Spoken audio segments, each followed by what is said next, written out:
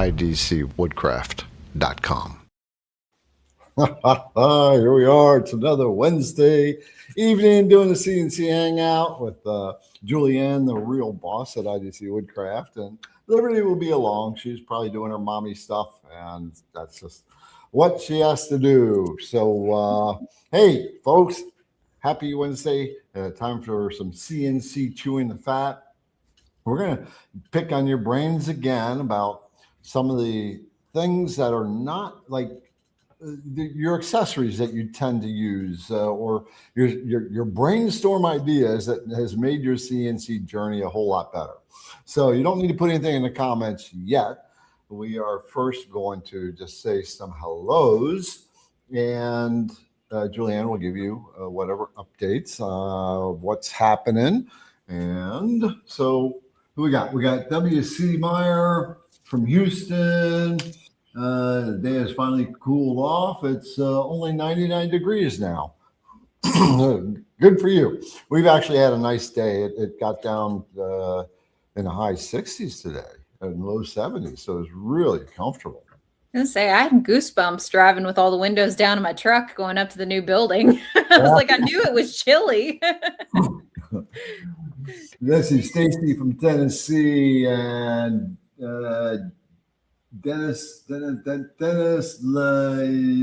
can't read that last name. Dennis, what's going on? Carl, Crestwood Design, Creative Wood Designs, and Jim C. What's going on? And Ken Armstrong. Hey, Ken. Actually, Jim, he's from Michigan, so I guess it's a little cooler up in Michigan. It's just kind of nice that heat wave broke, but I don't mind the heat wave because that's when I like to take my walks. I like to sweat, and you know I stink when I sweat like that. But the other day we were at the building. I came in right after I walked. I probably was if it stunk any worse, it probably would have been green floating off my back, like green gas or something. No. Yeah, we had Gabe from Northern California and Roger Day. What's going on from Attica, Tennessee? Not too far from here, considering that we got people all over the place. And to the rest of you, brothers and sisters, thank you for coming on board. And, you know, we're going to talk some CNC accessory toolings, especially if you're brand new. This will be a very insightful discussion. And, of course, we can take whatever other questions you have, and we'll answer to the best of our ability. But on the flip side, we got an amazing community in the chat, and they will definitely answer a lot of questions because, you know, I don't have it all up here. I don't have it all. I'm always learning too. So before we move on, let's roll it over to Julianne. She can update you with anything that's going on that she needs to share. Yeah.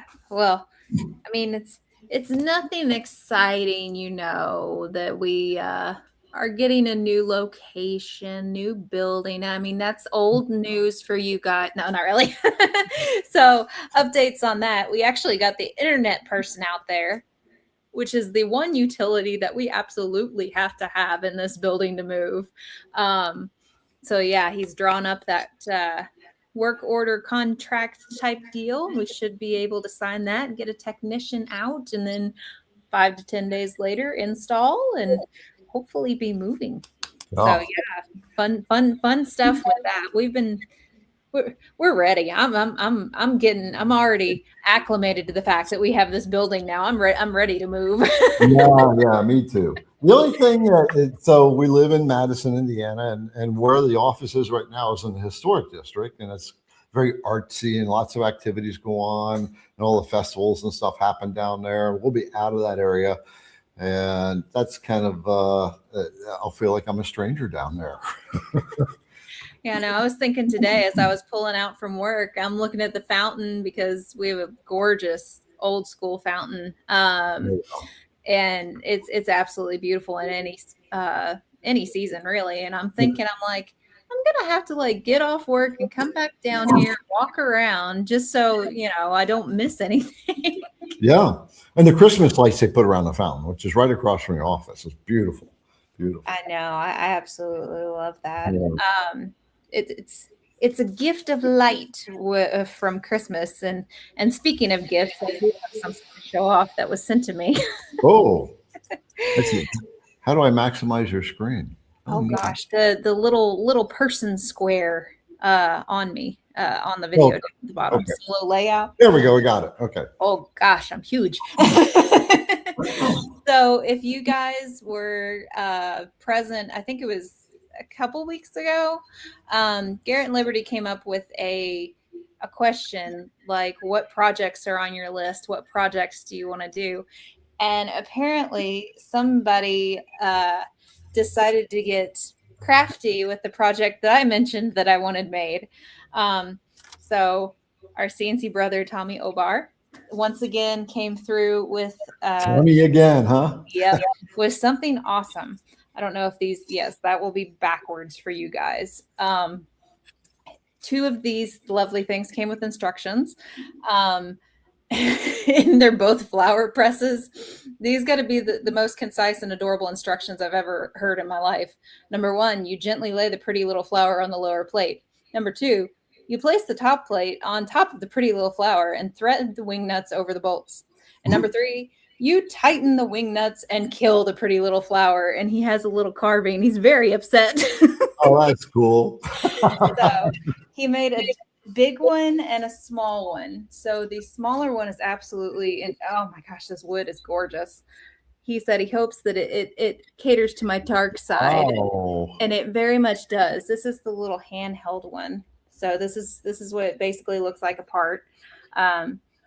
Screw holes in the bottom, top, and you just stick them both together. And here is the larger one, which smells amazing. I don't know what he treated this with or covered it with, but it smells fantastic. I'm guessing an oil of some sort, but because I can't handle varnish smell at all. But this is this is gorgeous, like hand painted. You got the flower on the little torture table, and I absolutely love it. But basically, yeah, your wing nuts are right here. You just thread and unthread to press the flowers and leaves inside. So that is super cool. It wasn't until Julianne mentioned that a couple weeks ago. She's been with me for 3 years now, and that's when I first learned she likes the flower thing. All right, she presses flowers. That's so cool. I was gonna say, if I don't have a flower press, they're just going in the back of my phone. Like I have a 4-leaf clover shoved in the back there to dry out right now. So the flower press is definitely a plus. That's funky. That's very cool. Tommy, you are awesome. Everybody that sends gifts are awesome. And in our new building, we are going to have a wall where we're going to put all the gifts that people have sent us and that continue to send us. So I'm really looking forward to that. Have all this display of all these amazing things that people make. Oh my gosh, we're going to have to go to the ceiling with that. We're going to have to start them at the ceiling and then go down. All right. Oh, so let's see. Our cozy shop. He finally started his YouTube channel and built an adjustable height CNC table. Now have a 22-inch of Z clearance. This guy can put a tree trunk on his machine now and start carving. Congratulations on your YouTube channel. Link that channel here, and Julianne will copy it, and we'll throw it out there. Get people to go subscribe to it. Right? That's what we do. We support our brothers and sisters. Okay, just before we get started, so for those of you who are still in the market for a CNC or looking to upgrade from like a little desktop or a bench top, Onefinity, right? They're Gen 2 machines. Is it the Gen? Okay, so Julianne will link that. They're having their summer sale, so $600 off. They got a really nice bundle that they are including with that, and the price is the same for all three sizes. You just pick your size and go with it. So there you go. Okay. There we go. Now I found the link and got it to work. Okay. All right. So we are going to now start going into these outside CNC bits, right? The design software, the tools that you use or have come up with to make your CNC work. I mean, it can be, the CA glue thing or some other tools that we don't really think about as part of the process, but we have learned that we either need it or we invented it ourselves, right? Just to make it work. So to solve a problem, I would love to know all of this, right? And then maybe we can collectively put all this on a list and help other people out. Maybe if for these common things, we can actually find resource for them and actually bring them into the store and put together better kits in the CNC world for y'all. So Julianne will be starring in those. In other words, she will queue those up so that I can find them instead of the whole scroll thing. And is there anything else before we dive into that? Anything? I can't think of anything. Jack in the shop, I did see what bit that you needed. I wrote it down and we will get that going. Okay. I do want to share something with you guys just to give yourselves the idea of how crazy you can, like all the different angles that you can create projects for CNC. So I was chewing the fat with a CNC brother today. He messaged me through WhatsApp. They are looking for a very large CNC bit, and where they currently get it, it's because the price of carbide is getting quite a ways up there. And so he's asking us if we can provide this bit, and it's 3/4 inch diameter bit. I'm like, okay, that's a big one. We can likely do it, but I got to talk to him, see his process, see exactly what he wants. But I'm thinking, what the heck do you need a bit that size for? And he said they make the frames that go inside of the Western saddles, right? So I asked him to send me a picture, and this is the most weirdest type of thing I've ever seen. So let's share the screen. You guys are going to like this. But the idea here is to let you know there's so many different things. If you just get your mind out there to say, what kind of angle can I go after? I'm assuming this all started from a passion for horses. But this is the framing inside of a Western saddle that holds that saddle position. And look at the work and the contour and the detail, the curvature on there, the undercut that is on there. This is like one of the most interesting projects I've ever seen. So it's very cool. So Joey, if you're on board, he didn't know we were doing a live, but I mentioned that to him, and he said, "Oh, I'll have to check it out." So maybe Joey, if you're there, very cool. And I look forward to talking to you tomorrow to get a better idea of what you're looking for in this tooling. So, okay, let's rock and roll. So I'm going to kind of cover some of the basic starters of some tooling, some accessory concepts that you definitely want to start off with, especially if you're brand new, and things you want to consider. So most CNC creators already know you need calipers, right? When it comes to CNC, we can play with our tape measures, but when it comes especially measuring the thickness of material, if we're going to cut all the way through, we definitely want to have the accurate measurements. We don't know, we need to measure the tools that we are working with. This is a typical standard tool that if you don't have, you are going to run into errors and problems. So calipers, IGC Woodcraft does have their own brand of calipers. So Julianne will link that in the comments. And by the way, for those of you who haven't been here long, if you see someone in the comments say drink, right? That started from a brother, CNC brother, Mark Lindsay, which you've seen on YouTube. And that happens anytime. Because I asked Julianne to put links in these comments so much. And by the way, everything we link in the comments stream will also be linked in the description of the video. So, okay, so calipers are definitely a #1 hot item that you must have. Another one is tramming bar. No, see right there. Jack said, drink.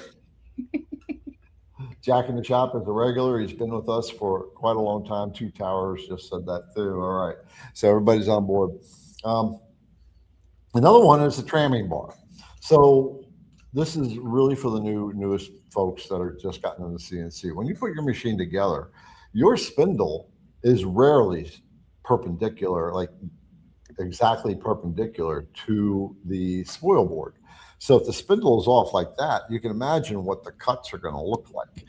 And so you need to tram that machine. And what that means is you need to get that perpendicular. So one of the tools is a tramming bar. Some people use dial indicators and whatnot. But I've got a video out there about, I think I got a video that talks about the tramming bar and how to use it. She's smiling. She's already got it on board. So look, I don't even have to ask her. I say, drink, the minute we talk about a link.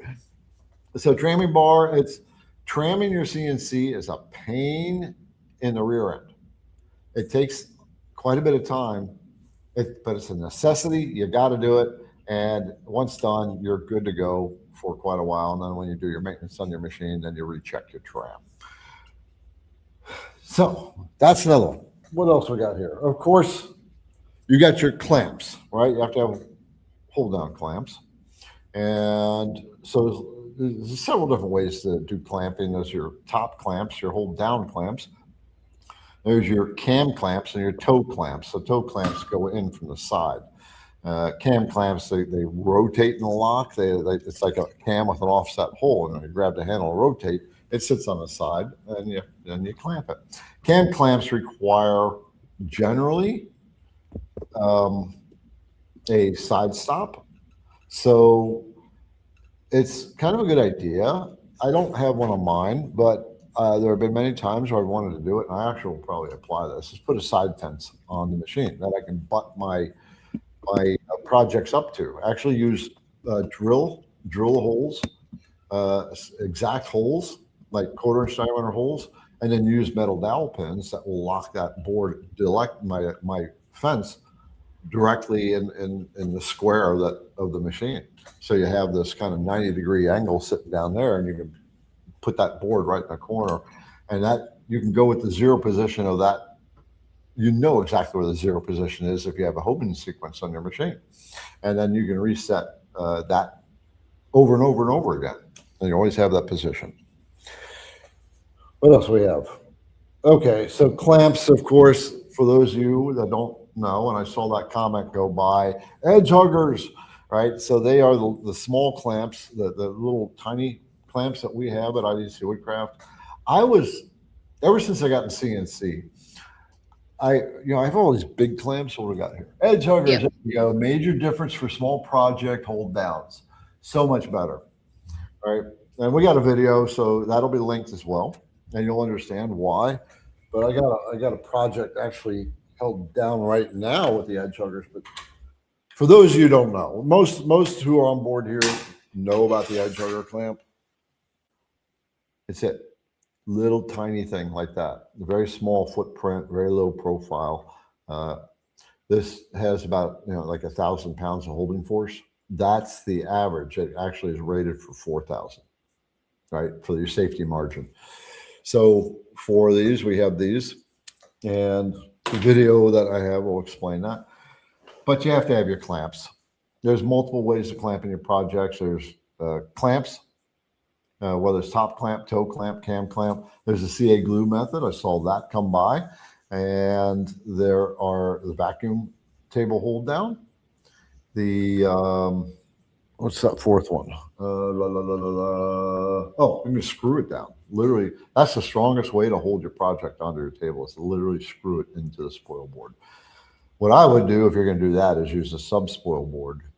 Another board you put on top. That way, when you put screws in it, you're not putting holes in your regular spoil board. I was going to say, a question that just popped up from our cozy shop. Okay. Have you ever thought of magnets as a hold down option? I have not.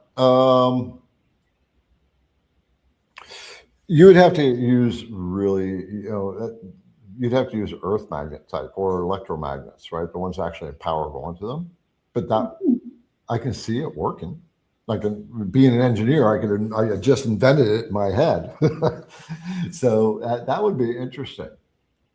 I'd say if that works out for anybody, please let us know how it does. Well, in CNC machining, we actually did use magnets. And those are super strong magnets. You put that piece of steel on the magnetic base, and they're precise as far as the thickness or level, and you flip that arm, and that thing locks that piece of metal down like you wouldn't believe. And you can machine. You're machining steel. There's a lot of work, a lot of forces that are being applied to steel. So that was cool. Interesting. Yeah, and CNC. That would be an interesting. I'll let that one float around my head a little bit. Here's another one that I wish Liberty were here because she'd be screaming, yes, yes, yes. This is one of her favorite tools, and so many people don't have this. When you're cutting your project, at the end of the day, particularly depending on the material you have, but you get a lot of little fuzzies, particularly in pine and some of the other woods. And that means you got to get in there with your fingers and sand a bunch of stuff out. Well, we have these sanding discs that go under Dremel, and it's basically different hardnesses or grits of Scotch-Brite. And we sell these in packs of 40 because they don't last that long. And they're not they're actually quite inexpensive. But these are beautiful because they don't dig into the wood like sandpaper might, make marks into the wood. So there's like 4 different grits. And it's basically, if you ordered it, you would get, where is it? That right there. The 4 different grits. All right. And they're all listed. 120 grit, and there's 120 grit, 180 grit, 240 grit, and 400 grit. And she has a stockpile of them too. Like she has a whole little like drawer cabinet shoved full of these things. She's always using them. Yeah, I think she's like swiped half the inventory. Oh, I don't doubt it. And especially when you finish projects, you're like, here, sand this down. And she's like, yeah, okay. I give it to Liberty because that's what she likes to do. Here is an interesting one that can help you when you're tramming your CNC. It's a quick check, and that's using something called an inclinometer. These are super inexpensive off Amazon. And the way this thing works is first to turn it on, and you'll butt it up against. So let's just say you're going to check the incline or the perpendicularity from your spoil board to your spindle. So you can put it up against the spindle, and you set your angle and zero it out, and then set it down on the spoil board, and that angle should be the same. All right. So if it's out, then you know that your spoil board or your tram is out. And the interesting thing about this is your CNC machine can be sitting like that, but when you zero it out on the spindle and you put it on your spoil board like that, it'll still read 0. You still know you're in tram. So it's a very cool little device to have, and it's good for a quick check on your machine. It doesn't check level. Yeah, Two Towers said he never heard of an inclinometer. I actually didn't hear of it until about a year into the CNC space doing this stuff that somebody mentioned this. So this is a very cool little device and inexpensive and a good quick check, and you can use it for lots of other things too. Another thing that I have finally picked up after a couple of years, when you're cutting out a project and you got your stock wood, your scrap wood around it, and you're using tabs, you use one of these oscillating tools here. So it's got like a little saw blade on it. And, right, and you hit that, and you go down, and you can actually ride that blade along the inside of the tab, and virtually do a flush cut off your project. The thing with these blades, they're actually pricier than I thought they would be, but they're made of they're treated, they're hard, and there's different grades of blades you can get. You get it for metal, you get it for wood. Did you know that? So what that does, that oscillates. So here's a cool tip for everybody. A bone saw in the medical field is the same thing. So you can put a bone saw on your skin and it won't cut your skin because it's just doing that. But once it contacts a hard surface, then it's going to start cutting. Oh, geez. Oh, you can get sharpeners for those blades. I didn't know that. Jack in the shops, they didn't get sharpeners for those things. So those are some of the cool things. I got a little bit of a list here. I want to move into some of the suggestions you guys have put up there. I just want to go through my list here real quick. CA glue. You definitely, so there's more than one way to skin a cat, and there's more than one way to hold your project. Don't plan on clamps every time. Sometimes you want to use a CA glue over clamps. Sometimes you want to use both. I've done that multiple times. And what else I have here? That's there's the flush cut saw is what I had there. Dental picks may be helpful, especially if you're doing a really intricate 3D carve. Sharpie for a good one is have your notebook ready. Of course, one of the big main tools is the setup checklist, right? Your CNC project setup checklist. You all know, for those of you who aren't new here, this is your setup is the most critical thing when it comes to actually getting your project on the machine and setting it up, held down, making sure you get your 0 point set and stuff. All right, our sister Liberty has just signed on, so she'll come on when she's ready. And hello, Lib. Hello. How's it going? Yeah, it's going awesome. Going awesome. I've covered a lot of the basic tools we use as the accessories in CNC. And look at that, Jack in the shop. Liberty! Hey, Jack. Your drink's behind, Liberty. You gotta catch up. Right. So we'll throw this to Liberty, and then we're going to start hitting some of the things that you folks put in.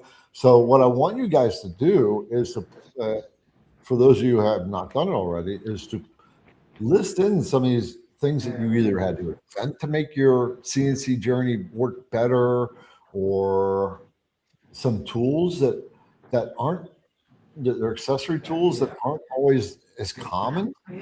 Stuff maybe I don't talk about or something like that, or you just don't see it in the CNC world quite as much. So, Liberty, on your end, what would you say are some of the accessories, tools that you think people need to? Dremel, 100%. I love my Dremel. Yeah, the Dremel. And what about the? I said before.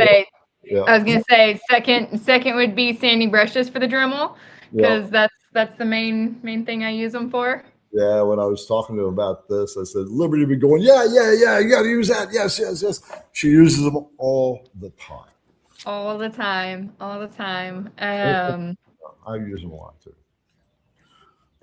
But in general, you'll want a good sander and a good variety of sanding. Yeah. Grits. Yeah, hand palm sander. Yep. Hearing protection and mask, that's kind of PPE, but it's accessories, it's extras. Yep.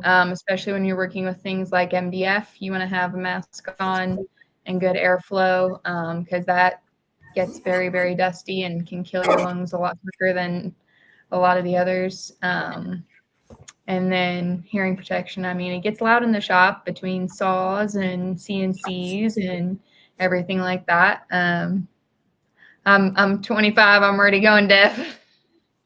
Yeah, boy, the ideas they're coming in the stream, so that's cool. Here's another one, or a mask. Or a mask. This is almost a must-have. So Yep. I got videos to talk about this too, and Just used that the other day. that's something I still want to get on board onto on the IDC store. Julianne, are you going to find that on Amazon, the OR mask, or you want me to find it? Pulling it right now. Okay. What I will suggest, if you get OR mask, do not get the 10-foot version. You'll wipe it out in no time flat. Get at least a 50-foot roll. I always get the 100-foot roll. It lasts me a year and a half, 2 years, and I've always got the OR mask. And with OR mask, when you fit it on, sometimes you got to cut it down to size, save those scraps, as long as Yep. it's got the back on it. So OR mask is good for doing V carving. You mask your project, and then you can do carving, then you can spray paint everything you carved, and then you peel the masking away, and you got this beautiful project that the masking worked. See, there we go. 2 Towers saying drink. Rich said drink. All right, let's jump into the comments. Let's see what everybody's been saying about some of this. That's what I was just looking at. How I like this. Do not disturb sign or you get M&Ms in the mail. Tell them what the M&Ms is about for those who have are first time here. By the way, if you're brand new here, put in the comments. Let us know you're brand new, or if you just got your CNC, let us know that too. So for those of you who don't know about the M&Ms, we send out M&Ms with every single order. And many of those M&Ms get stolen by grandkids, wives, children, and the likes. Those that don't make it completely solid love freezing them and enjoying that treat later.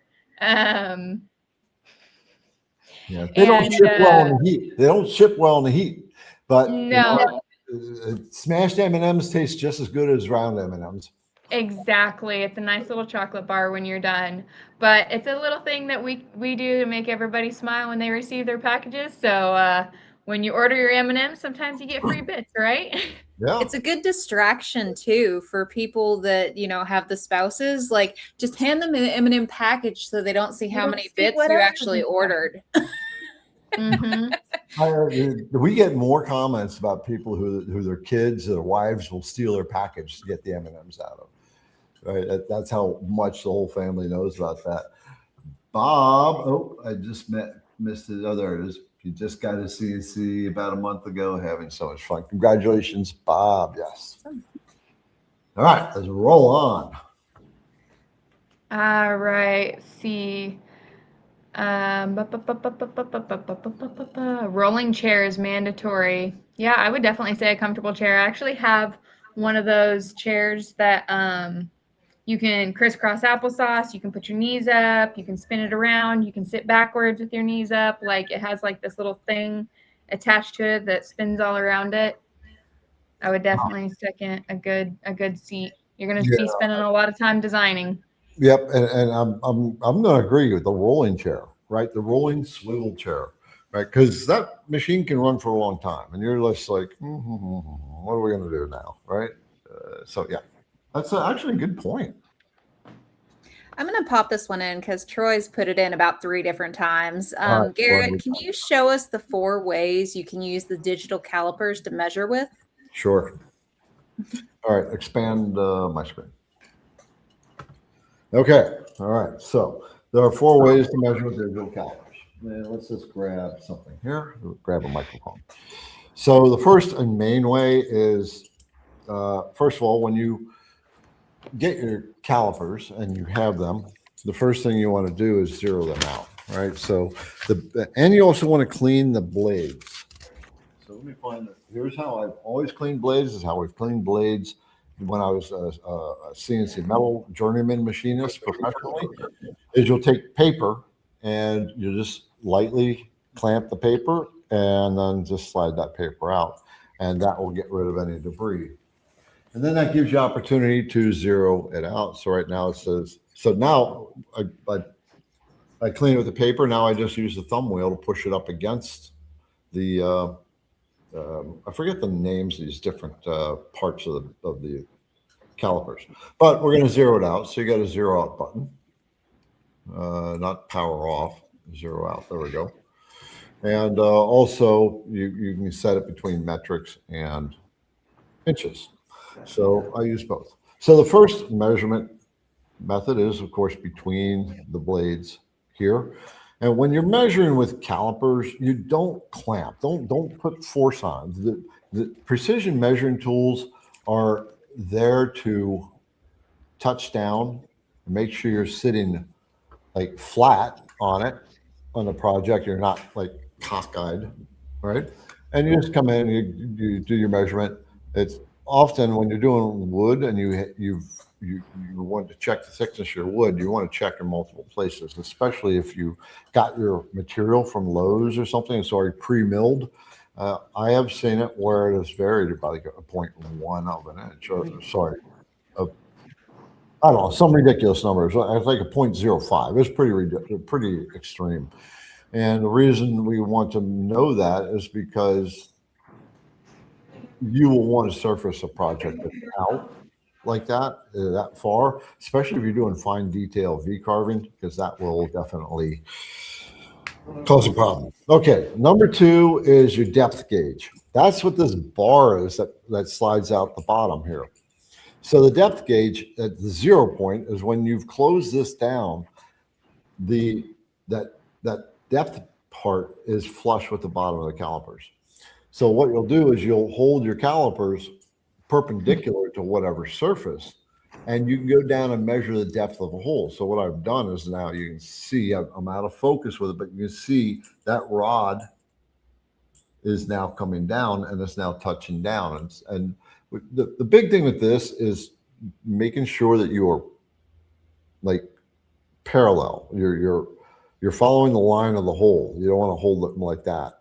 So it takes a little bit of a feel to make sure it's flat. And then you get your measurements. So that measurement I took was 0.1575, right? Calipers, by the way, you see it's coming in 4 decimal places. Calipers are not necessarily accurate to that 4th decimal place. You'll never see a pair of calipers, or very rarely, where it in the 4th decimal place it increments by 1, like 1, 2, 3. This will increment by 5. Okay. By the way, the IDC Woodcraft, these are industrial grade calipers. All right. Number 3 is your inside diameter. So now I need something else to measure. And so we'll take this water. So if you have a diameter or some kind of inside that you need to measure, that's what this part is for. And again, you'll put it in the hole or whatever you're measuring. And again, it's important to stay perpendicular to whatever you're measuring. And again, you just slide that out until that touches the sidewalls. And then there's your measurement. And the 4th one is the one that most people don't know about. And that is the step gauge. And that is this part right here to this step right there. So that step gauge, you would, I'm trying to think of a good example of where you could measure, where you'd measure a step. But let's just say you've got this little flange here and you got the end of the component. You'd put that, rest the calipers on there, open it up, butt this part up against the step, and then let that thumb wheel that in until it stops. Okay, it didn't hold it flat. There we go. And then you got your measurement. So this is 0.389 inches. And those are the 4 ways. All right, your standard outside dimension, your inside dimension, your depth gauge, and your step gauge. And believe me, you will use all of them. I was gonna say I didn't know about that 4th one. Oh, really? Okay. Yeah, no, the step measurement, I did not know about that one. Huh. Neat. All right, cool. That was fun. There we go. Yeah, neither did I. Cody. Oh, there we go. Cody's on board. Hey, Cody, brother, is the maker, designer, maker of the Jenny bits. And Jenny is kind of that brand that people just they like, oh, a Jenny bit? Yeah, I mean it's a really good quality bit, and it's got a cool name to it. Then the story behind it is so super cool, right? Because he didn't know what someone needed a part number when he made his first bit, so he just said, okay, 8675309, and it just went from there. I was going to say, Cody, if you can answer this in the chat real quick. We actually had a question about Jenny bits. Is the mini Jenny identical to the IDC 1/8" compression? What do you think? It's not actually. His flute length is longer than ours. Mhm. So, yeah, Cody can tell you. But if you want to know, let's see, do we have the Jennies on the IDC Woodcraft app? Should I think? Yeah, we do. Okay, so Yeah, because they're in the database. your answer's right here. So the app, we have a free app, and it's the IDC Woodcraft app. It tells you about all the bits that we have, all the feeds and speeds, the specifications for each bit. So which one was this? The mini Jenny? Mhm. Yeah. Compression? Yep. And so the specs are going to be there, feeds and speeds. So the overall length is 2 inches. The flute length is 0.75 inches. Our compression bit is 5/8 of an inch, right? Or 0.6625, right? He's got 2 flutes, shank diameter is 1/8 of an inch, and cut diameter is 1/8 of an inch. Right? So, I mean, look at all the detail that we provide on this app, right? So you can get your feeds and speeds set up. There's a description. You can buy the bits right here. It's free. Go to Google or your Google Play Store, Apple Play Store, and search IDC Woodcraft. It's a free app. And it was kind of funny when I developed that. Someone said to me after I launched it, they messaged me back. They said, I thought doing a CNC bit app was stupid. They said, now I use it all the time. So that was a nice little thing. It's got other features in there that you will use, like the checklist and things like that.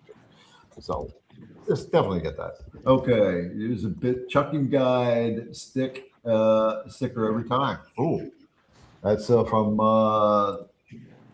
Stubbs' mom. Yeah, that's a really good point. So this is another accessory. This is not necessarily accessory. This is a reminder of how to set up your bits properly and improperly. Improper setup of your bits will break them. Right, and there is a way to do it. Liberty, talk about the chucking guide. Do you have it with you? I actually do not. No, I'm at home. But yeah, the checking guide is the biggest thing that breaks bits all day long. The guide doesn't. It's not using it. Setting bits up the wrong way, which the guide tells you how not to set them up to save yourself from breaking bits. That's right. Yeah. Yep. So. Yep. It's a very informative thing. Comes as a sticker, so the first-time customers always get that sticker, right? But you can get it. You can download it for free too as a PDF. Julianne will put that in there as well. The link in there. All right. Next one. Got another question or comment? Yeah. I was gonna say, let me go ahead and throw that in the first one in there. I'm throwing the link in there. We're throwing the questions in here. We'll go to Rich Trader real quick. Can IDC bits be used on 1/4-inch plastic? Yeah, but you want to use the O-flute bits. You don't generally want to use your standard upcut or downcut bits. So the O-flute bits are got a little bug fly in there. O-flute bits are are designed for plastic, to eject that plastic out quickly, because when you're cutting plastic, it melts very quickly. So you need to get it out of there before it sticks to everything. And somebody, I never actually knew why they called it an O-flute bit. Somebody actually told me why they call it O-flute bit. It's because the flute, which is the channel in front of the cutting tooth, is in the shape of an O generally. It's a very deep channel, and it's in the shape of an O. It's a single flute bit. Right. On the same case of bits, Carl wants to know, When the need for a roughing bit is called for, inlay, 3D carve, etc., how do you decide on an upcut or a downcut bit? Need for roughing bit is called for. Etc. So I'm assuming the question is based on a roughing upcut or roughing downcut. I would never, ever, ever use a downcut roughing tool unless it's very shallow.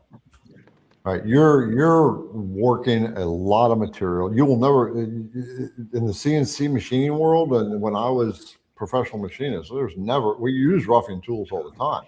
There's no such thing as a down cutter for that. There are down cut bits. It's very special occasions. I've never used them. We've used left-handed bits, meaning the flutes were actually, the cutting teeth were going in the opposite direction. So I would always use an upcut. You're cutting a lot of material very quickly, and you want to get that material cleaned out, and so you want that tool to be cleaning that out. We don't carry a downcut rougher, and I won't carry a downcut rougher. Okay. When is a compression bit not appropriate? What would you say, Liberty? I would say obviously not in cases where you need an O-flute or what have you. Yeah. Yeah, that's a really good point. Probably, I mean, you have to be careful with, definitely not using it for any kind of drilling. Yeah. I'm trying to think of like a material. Yeah. I would say if you're doing a really shallow pocket where you're cutting at the upcut portion of the compression bit only, then you're gonna get tear out. Right? Yeah. Generally, the case to use a compression bit is when you're doing a cutout. All right, that was generally how that came about, because your upcut bit will give you tear out and chip out at the top. Your downcut bit will give you tear out, chip out at the bottom. A compression bit will give you clean cuts on both sides.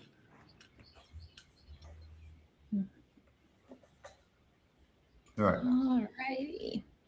Liberty, this is a question for you. Stubbs' mom wants to know, is that B design in the intro an available file? Eventually. Make a note, Keep and we'll see if we can dig that up. And make that available. I love Liberty's projects because just her own flavor is so different from what I would ever come up in my mind. It's so cool. Okay.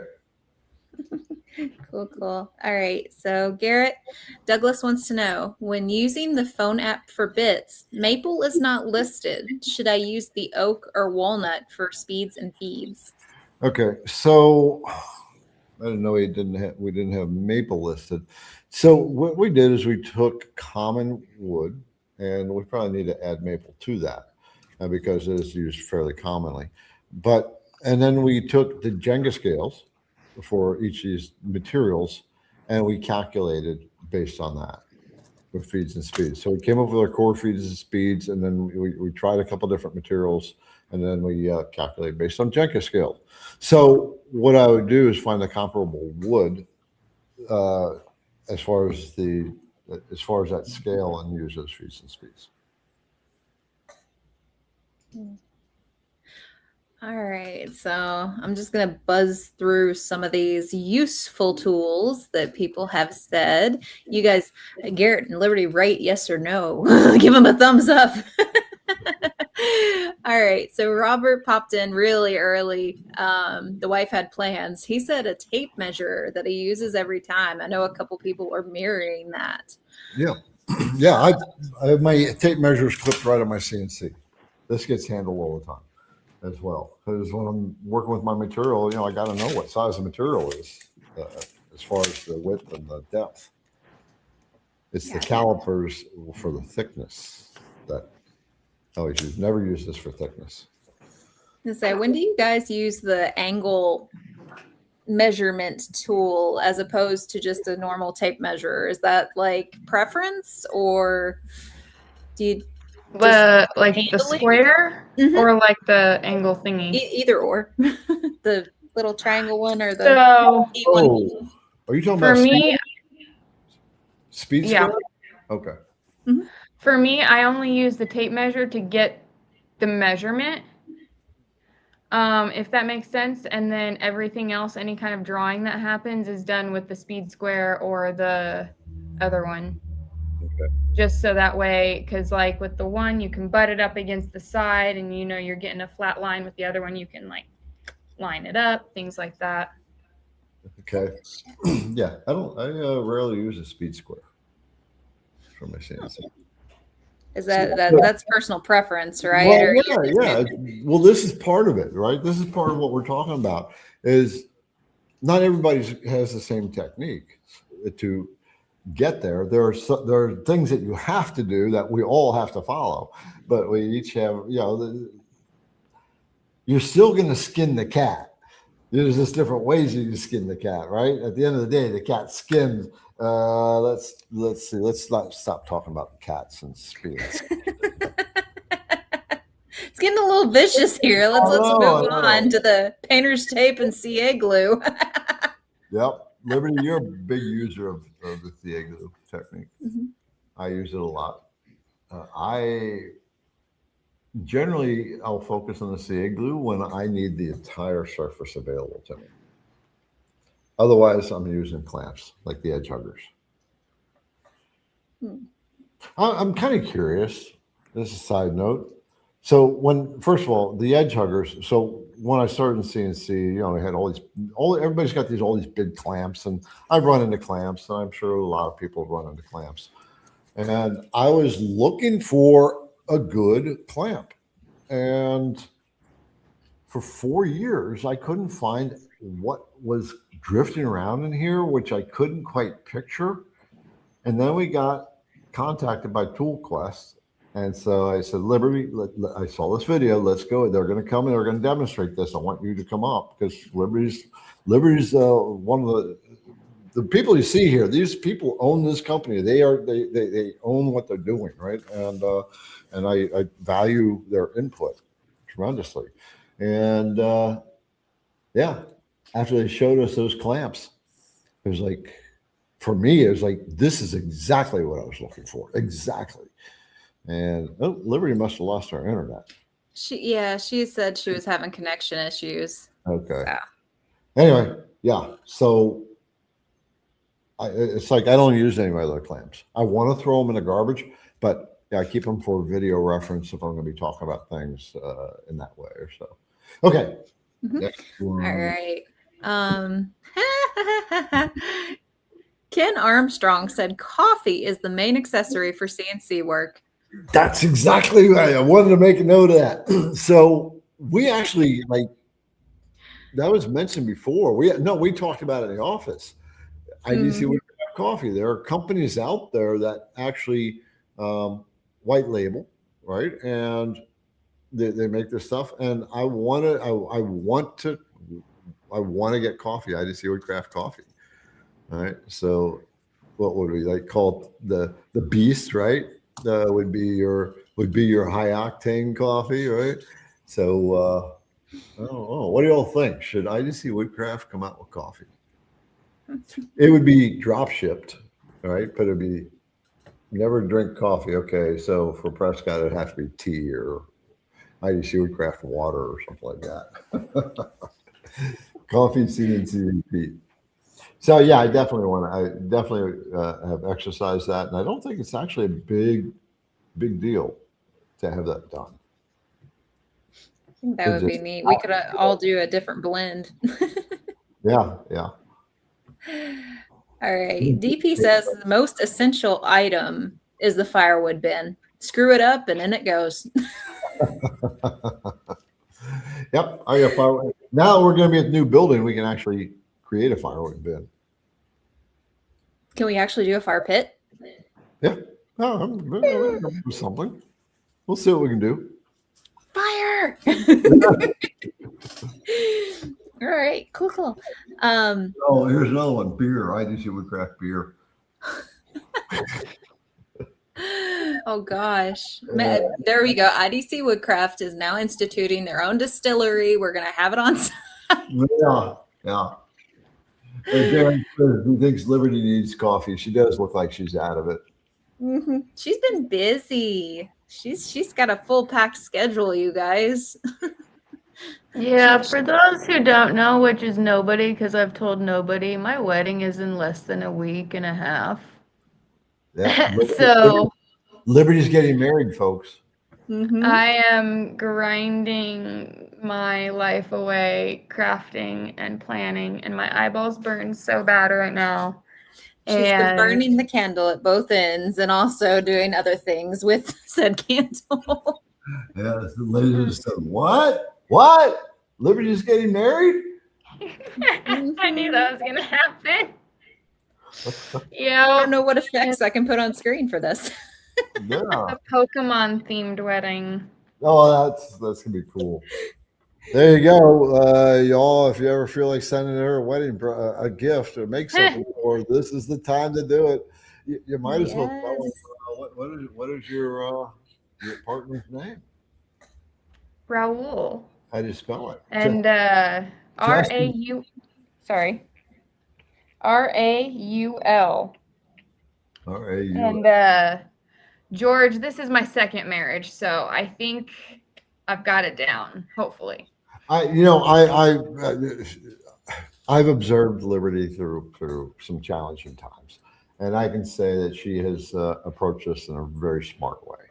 So this one's going to rock and roll, and Raul is such a nice guy, such a good guy. You want to see what he looks like? They're both listed on the website about page. Yeah. Yep. He works for us part-time, occasionally doing labels and stuff. Yeah. You need any more information? Email me. There you go. There you go. You get a lot of congratulations in the stream, Liberty. I guess you see that. Earl told me just what? You've not in it for the M&Ms? Right. All right, let's roll on. All right, we got a couple name drops here. Let's see, Brumus got the Rapid Change ATC working great for the alt mill 4x4. Wow. And Sean, that makes me jealous. That makes me jealous. We actually had one on order, and I was like, okay, I don't need to go there. Oh yeah, that was surprising. You canceling that order. Yeah. I wasn't prepared for that. Yeah, we'll get back to it. Let's see. Sean saying after we had Jason a few weeks ago, I ordered 2 airweight tables. Use it for flattening boards and so much more. My IDC extra large display calipers are used every day. Yeah, you know what? Okay, so he's using a vacuum table, and vacuum tables are such a quick way to put your project down and surface it. It's like you drop it on there. As long as you know generally location, you hit that vacuum switch and go to town. And that vacuum table holds well. Yeah, when I was finding the right calipers, I definitely went with a large display. You know, my eyes aren't the greatest by any means, and so it's like, let's get extra large display. That's what these are. The only thing I wanted was a light in this thing, but they didn't have the light on that. Let's see, Carl back. He says, I have a small block of wood with 1/8" and 1/4" holes to line up all the bits I'm using for the current project in the order of use. Oh, that's smart. It's actually pretty That's cool. really smart. So he can set that up. You can set that up according to the setup checklist, which has your bits in order listed right there. I kind of use Andy's little thing that way. His little bit tray that he made. Yes, yeah, that one he made. I kind of essentially do that with that. Yeah. Okay. This is actually I gotta give him the extra thumbs up on that, because he's pre-planning, because he's taking his time, he's setting things up. he's keeping himself organized ahead of time. Right. So that's a neat little thing to do. I don't do that. Then that's something I need to do. Let's see. Another thing that's a little custom. The Voights say a mouse sander with a custom cut thin sanding tip of about 3/16 of an inch wide. Works great to sand around stuff. Mouse sander. Let's go look that up. Is that like the little triangle ones like we've seen? Okay. Because like I'm thinking like a computer mouse is what I'm thinking, you know? Yeah. Okay, that's exactly what it is. Get us a link. That sounds adorable. Yeah, I've been really interested in those, and because some of them have really good air systems hooked up to them too, and like this foam padding where you can get into like trim and stuff like that.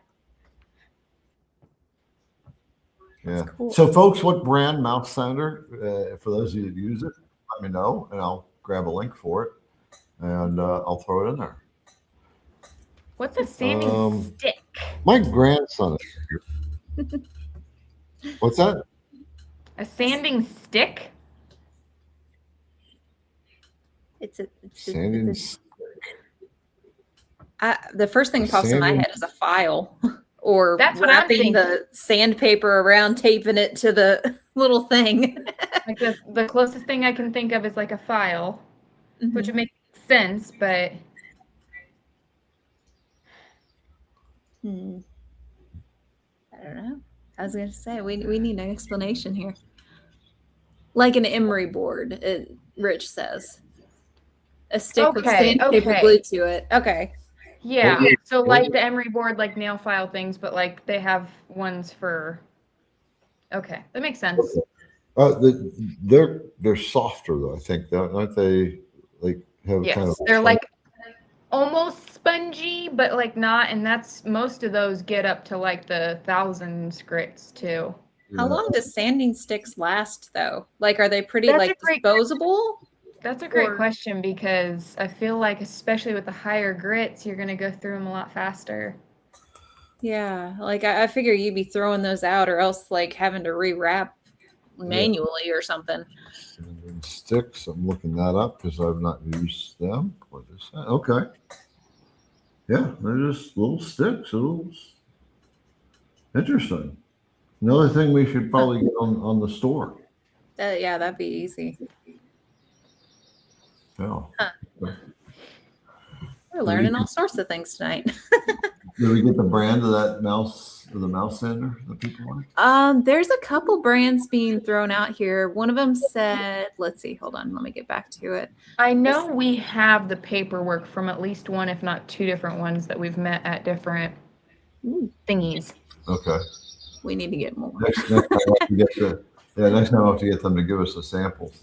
Let's see. Neo sander has been mentioned. NEO sander. Okay. Someone said, I believe Black & Decker. Theirs is about 20 years old. And Milwaukee, they say makes a 12-volt mouse sander. Those are the three main companies that I saw. Okay. Yeah, I'm generally a DeWalt guy. Oh, look at this. It's got little sanders about the size of a fingertip. Huh. Let me share a screen on this. So you got to tell me if this is what you're talking about. So I'm going to just share a screen real quick. So look at that. It's about the size of a fingertip. Huh. Look at these little tiny. These are I think we need one of those. I think we do too. All right, reach out to us. I'd like to know more about that. Okay. All right, cool. Cool. All right, running through these really quickly. Sorry for the sirens, you guys, if you can hear that. My windows are open. All right, Garrett. They're having a team red, team yellow war in the comments. Oh, Lord, we've started something. What did I miss here? I was looking at the screen. Was it something on the side? Like Milwaukee versus DeWalt. Oh, okay. Well, I like Milwaukee too. I'm not a proponent of the Craftsman tools. The Craftsman hand tools are great, but I don't like their toolboxes. Anyway, we won't go there. I was gonna say I always get the emails from oh my goodness, I just blanked. Okay, Oh. Mark Sanders. Okay. He's the tool guy, the CNC tool guy. Is he? No, hold on. 731 Woodworks. Yes, 730 Matt. Yes, I always get his emails, and he finds the craziest, like weirdest tools. He does. Like, and I'm like, do I need that? So his channel's really helpful. Right. So on the sanding sticks on the tools, I saw a comment, somebody said it's like a belt. So I went and looked it up. And Julianne, think about the whiteout. It's like on a belt like that. And so you just sand and then you move it and then you sand and then and so it belts through. Oh, okay. I found a set of them. So. That's cool. Send me the link. We need all of these. We need all of this stuff that everybody's suggesting. Here's the kind of stuff that the girls or the ladies are going to go and look at. And the next thing I know, we just had a new product, Garrett. You did? Hey, I'll be right back. All good. We'll run through a couple more little thingies here. Let's see. Kathleen did the goat spoil board. Really like the dog holes for alignment and different hold downs with threaded inserts and not just T-track. Okay. That's pretty cool. Stacy uses metal U-shims, 1.25, 1.5, 1/16, 1/64, 1/32, 1/8 thicknesses. I use standard plastic wedge shims as well. Helps to level the work pieces on the table. That's a lot of sizes. You've got a wide array of things there. I think Garrett has a guest. I do. This is my grandson Gabe, one of the 4 grandkids. And so we've been having some fun. He's here solo right now. So he's like, Heck yeah. It's better than home. Yeah. So tell him what you've been doing. So me and my grandpa here, we have been fixing my goat cart, and right now I'm painting it into a couple colors. Yeah, we tore the whole thing apart, all the parts off of it. Yep. That was interesting doing that. So anyway, he's out there painting all kinds of colors. Yeah. Awesome. All right. So I just wanted you all to say, look, hey Gabe, you're getting some hellos there. Hello. So all right, cool. All right. So Go kart for the win. Heck yeah. Can you close that door on your way out, please? Okay. Oh my gosh. Awesome. All right, Garrett. He's 12. Now that you're back. He's just starting to get a little bit darker. I was going to say he's tall for 12. Yeah. Let's see. Garrett, do you have any links for anyone that has made a vertical mount for the alt mill 4x4 to make box joints, dovetails, etc.? We were asked that last week. Links for anyone that I don't know who would specialize in that, right? I would just do a search. I don't know if there's a vertical mount kit for that, because each machine would have to kind of be specially built. Like with the alt mill here, you couldn't vertically mount on the end because the machine doesn't run that far. It doesn't run off the end of the machine. You'd have to cut. So that is like way outside my my scope of. No, I don't have any links. Maybe he's suggesting that you get into the vertical. Oh, what? Say again? I said maybe he's suggesting that you move that direction. I know, but that is not going to happen. Not anytime soon.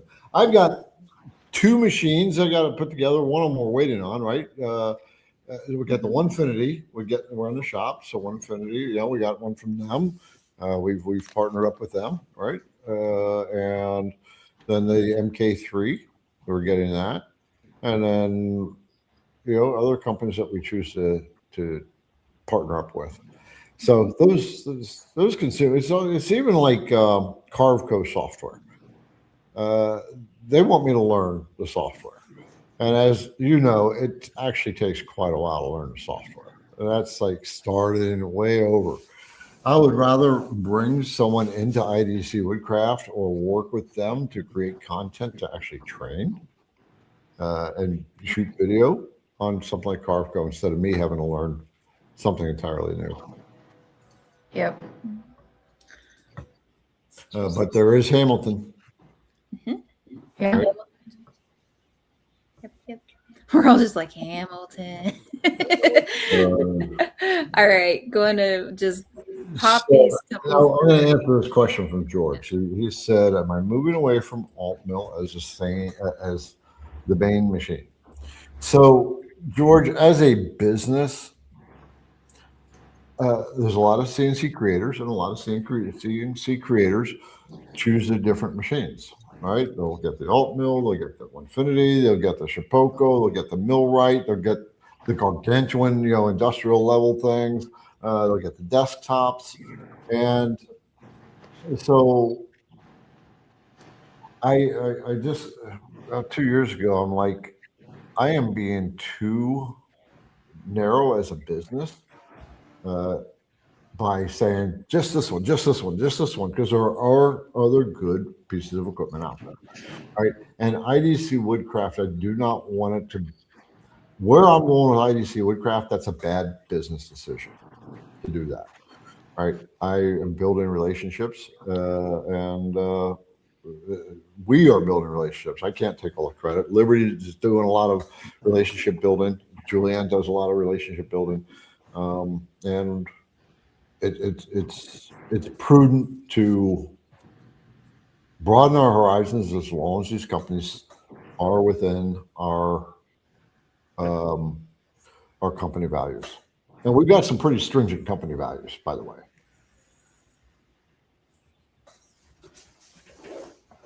Okay, there we go. Laying down the law. All right. And that's one of the reasons why I got a Next Wave was, to expand what we had knowledge in, to expand how we could help other beginners. Mm-hmm.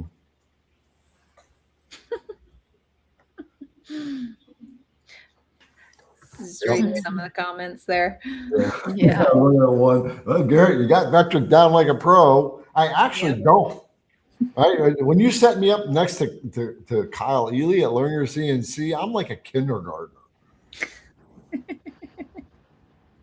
But the same token, there are people that are already putting this stuff together, right? So when they got that out there, why reinvent the wheel when they are already really experienced in it and they've got the structure to train?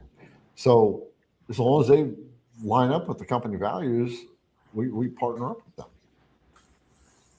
right? And not only does that make a good working relationship, but at the end of the day, it gives you as the end user a broad amount of resource to work with, right? Ultimately, my goal has always been to develop a nice, even path that you can follow. Because I remember when I got into this, and for the folks who got into this CNC 5 years ago or so, it was really fragmented. You're going, what machine do I get? You're researching machine. There's not a lot of help or guidance. Then you go, oh, what software? Then you're going, what tool bits? What bits do I need? Then you're going, how do I do this? And it's just, you're all over the place. It's driving me crazy. So building that ecosystem is a really big deal. And that ecosystem involves a lot of different people, a lot of different companies. Okay, I've said my speech. Speaking of those companies, Prescott, how do I order a replacement edge hugger nut and 40 millimeter screw? All you got to do is email us. we have extras on hand for if this happens. So ToolQuest is part of that ecosystem that Garrett's talking about, that where they meet our values and they take care of their customers just as good as we take care of ours. So shoot us an email on that. We'll get you taken care of. Yep. And Carl, about CNC Hub, this is all part of it. Yes, that's in our. We're pulling that into our ecosystem. All right, Garrett, real quick, what's the difference between the 6-inch and the 12-inch tramming bar? 6 inches. Yeah, 6 inches. Literally 6 inches. So really, we came up with the two sizes because of just the size of different machines. If you got a machine that's 24 inches, you need to get this, the 24-inch work area, then you need the 6-inch. But if your machine is over 24-inch work area, then you get 12-inch. The other difference is the 12-inch is going to be a lot more accurate, like twice as accurate because it's twice as long. But that accuracy, you set your machine up, you're not going to notice the difference. And we still have to get the dial indicators set up for that. We have the dial indicator attachments and the thing that'll attach the dial indicator. We just got to get that online. That's probably going to be a little bit because we're focused on moving. We kind of already packed those up to get ready to go. So yeah, we know a lot of people are wanting them. And actually, Dominic brings up a good point with all of our lovely IDC accessories and such. Do we have or can we add a wish list to our site to accumulate items needed so they can be offered when ready for them or ordered when ready for them? This guy deserves a $25 gift card. Okay, that's a brilliant idea. Okay, so folks, when we get an idea that hits me in the side of the head, I'm going, this is totally brilliant. That's what happens. So Julianne, send an email to Garrett at idcwoodcraft.com and send it now. Just in your subject line, say, what do you want them to say, Julianne? Great idea. Great idea. Garrett's whop to the head. I don't know. Just put it in all caps. Smack Garrett for me, metaphorically. There you go. Julianne will have a $25 gift card to you by the end of the show. Okay, that's a brilliant idea. So we will put together a web page. Make a note of this. That will where you can submit your ideas or requests for tooling or accessories. That's a beautiful way for us to gather information to see what people want. God, I love that idea. That's what, 3 notes, 2 notes? Hold on now. Yeah. I lost count. Oh, for those of you who don't know, so these are back online, right? Yes. The insert surfacing bits. Just expand my screen briefly. Hold on. Sorry. Too many things. There we go. Yeah, cool. That's me. That was you. Sorry. Okay, so this surfacing bit, right, with the replaceable inserts, these are back in stock. They were back in stock a week ago. So if you were wanting to get that, you can get that now. Julianne will link that for you. Okay, and if you watch the little short video I made on that, I got like a 1-minute video, you can see how much more that thing cuts. It's a professional level. It's one of those, it'll run all day on an industrial machine. It's built for the hobby size machines. Liberty, you tested it. Didn't you do a video on that? On the Did you like do any kind of? Oh yes, sorry. I was looking at the comments and was still on tram bar, so my brain was stuck there. Oh, okay. Yeah, I did do a video on it, or a video with it in it, or a short or something like that. But yes. Yeah, you were testing that out. She hadn't used it before. Okay. Anyway, let's roll on. Yeah, it's Fusion 360. So if we had access to training we got it for Vectric, we got it for Carveco. Now we need, for Fusion 360. And, for people that are out there, we can provide, they have the business, but we will, lead you to them if you're wanting to learn these different things. That's what I want to build. Okay. All right. Julianne is muted. My bad. Okay. I'm not with it tonight, apparently. It's the night for it, man. All right. Oh, Mike, what's the best way to make sure you can line up the same location when cutting several projects? Same location. What are some ideas you might come up with, Liberty, to repeat locations? So I like creating a fence. So especially with the T-tracks, Garrett actually has these like little thin boards with nuts in them and everything ready for the T-tracks, and you just slide them in and screw them down. Used to, whenever he had the hole system, we'd screw them down in the holes too. But just like make it a little L. I like to make a little L, and then that way I can just pop in every time, no matter the size of the piece or the whatever, it's still got that same XY. Yeah. Someone said the placement pins we can take in and out. Yep. All right.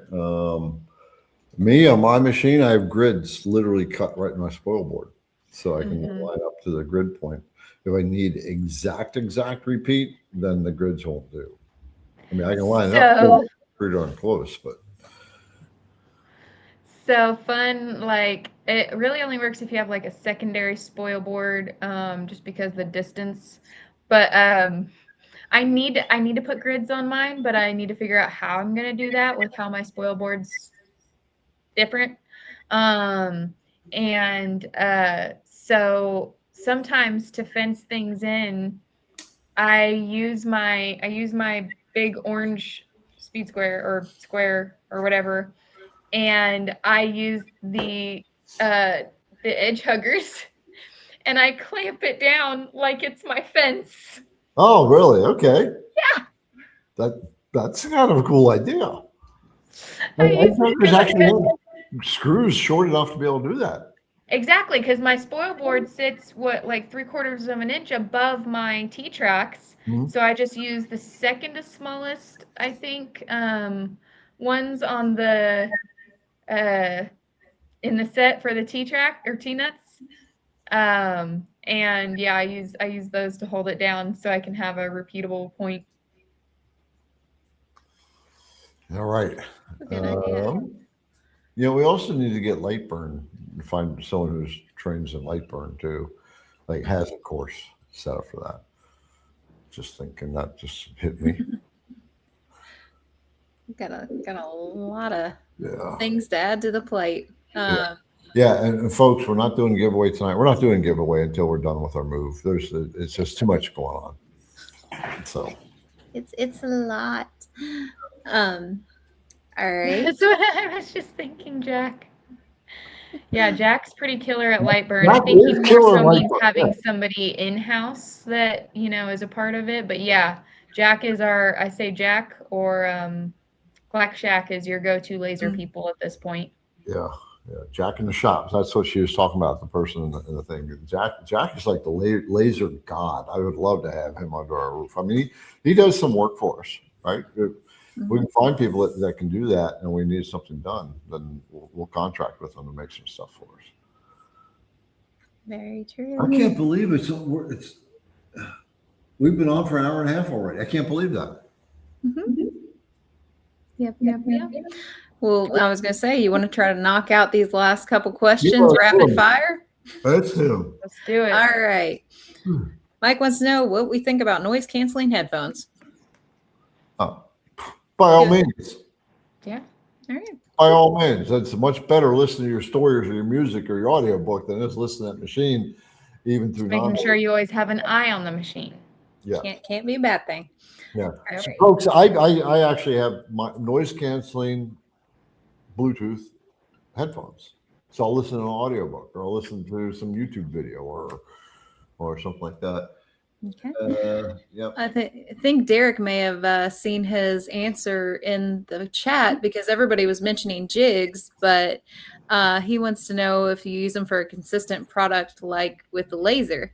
Thinking of jigs with two-sided wood tape inside to help hold down and jig for north, south, east, west movements. So you guys hop in the chat if you use a laser and a jig. Let them know. Let them know how. Well, so if you're doing multiple laser projects and you know that where that's going to be positioned, absolutely, you got to come up with something. Now, again, Jack in the Shop is the one, or Greg from STL. He's not on board tonight. These guys do laser work all the time. They're the laser gods. So I've done very, very little laser work, so can't really answer quite how we do that. Okay. Garrett, do you have any recommendations for gantry lights for the alt mill? No. Who here has lights under their gantry? I think CNC Labs has it. I think CNC Labs has an accessory LED kit for under the gantry. I'll have to look, because that is one of my next aesthetic upgrades that I'm going to do is order something and hook it up. Yeah, you know what? Let's get that on the list of things to look into as well, because the gantry does create a lot of shadow, and a lot of people put those lights on there, so that is a problem. So Ofa warned, the more you give away, the less you have to move. And then Prescott says, save the giveaways for the open house at the new shop. Oh my gosh, I love you guys. You're great. Liberty, this one's for you. Did the picture you sent you make any sense for centering the round project? When I remember looking at it, yes. I'll approach it again when I do my next round project, which will be very soon. But to my memory, looking at it, yes. If I have any questions, I will contact you back. Cool. All right. Well, as far as gantry lights, there's someone that wish that Long Mill had gantry lights. I'm sure there's a kit on Amazon, an LED kit that operates on a battery. So my thought is to get one that operates on USB and then run the extra long USB through my chain, my thing, and then back to the same extension or power strip that everything else is plugged into.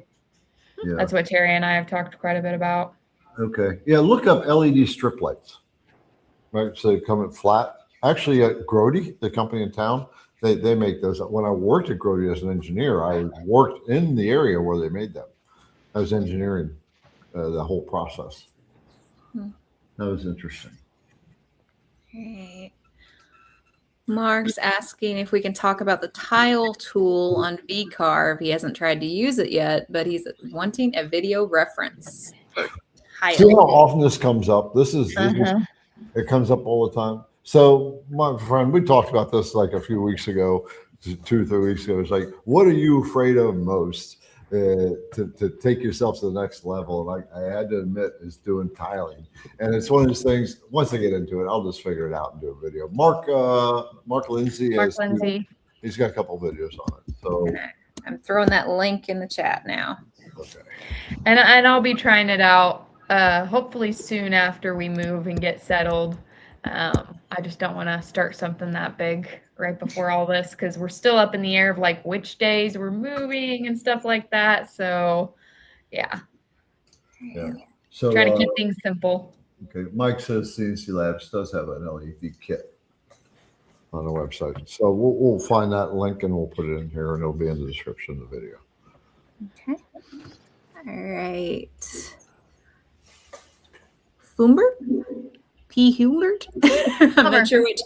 For box joints cut on a vertical orientation, will a downcut end mill give a cleaner bottom?